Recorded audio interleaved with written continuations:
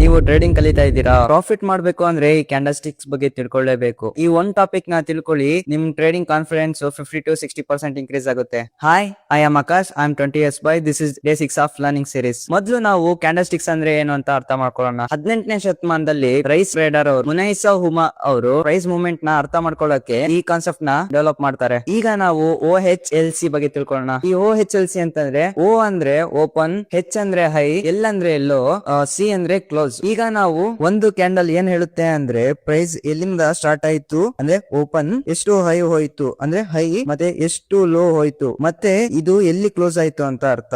ಯಾವ್ದೇ time frame ಆಗ್ಲಿ, candle ನಲ್ಲಿ ಎರಡ್ ಪಾರ್ಟ್ ಇದೆ, ಒಂದು ಬಾಡಿ, ಇನ್ನೊಂದು ವೀಕ್. ಬಾಡಿ ಏನ್ ಹೇಳುತ್ತೆ ಅಂತ ಅಂದ್ರೆ ಬಾಡಿ ಸ್ಟ್ರಾಂಗ್ ಅಂದ್ರೆ ಮೊಮೆಂಟಮ್ ಸ್ಟ್ರಾಂಗ್, ಮತ್ತೆ ಇಲ್ಲಿ ಏನಾದ್ರು ಲಾಂಗ್ ವೀಕ್ ಅಂತ ಅಂದ್ರೆ ರಿಜೆಕ್ಷನ್ ಅಂತ. ಇವಾಗ ನಾವು ಕ್ಯಾಂಡಲ್ ಸ್ಟಿಕ್ಸ್ ಬಗ್ಗೆ ತಿಳ್ಕೊಳ್ಳೋಣ. ಒಂದು ಬುಲ್ಲಿಶ್ ಕ್ಯಾಂಡಲ್ ಮತ್ತೆ ಬೇರಿಶ್ ಕ್ಯಾಂಡಲ್. ಇದು ಈ ಗ್ರೀನ್ ಕ್ಯಾಂಡಲ್ ಅಂತ ಅಂದ್ರೆ ಬುಲ್ಲಿಶ್ ಕ್ಯಾಂಡಲ್, ಮತ್ತೆ ಈ red candle bearish candle. But remember, forex trading, stock, crypto, gold, ಯಾವುದೇ ಮಾರ್ಕೆಟ್ ಅಲ್ಲಾದ್ರೂ ಇದೇ ಕಾನ್ಸೆಪ್ಟ್ ಇರುತ್ತೆ. ಇನ್ನು ಇನ್ಫಾರ್ಮೇಶನ್ ಬೇಕು ಅಂತ ಅಂದ್ರೆ ಕಮೆಂಟ್ ಅಲ್ಲಿ ಪಾರ್ಟ್ 2 ಅಂತ ಕಮೆಂಟ್ ಮಾಡಿ, ಮತ್ತೆ ನನ್ನ ಫಾಲೋ ಮಾಡ್ಕೊಳ್ಳಿ. ನಿಮ್ಗೆ ಏನಾದ್ರು ಡೌಟ್ಸ್ ಇದ್ರೆ ಕಮೆಂಟ್ ಮಾಡಿ, ನಾನು ನೆಕ್ಸ್ಟ್ ವಿಡಿಯೋದಲ್ಲಿ ಕ್ಲಿಯರ್ ಮಾಡ್ತೀನಿ.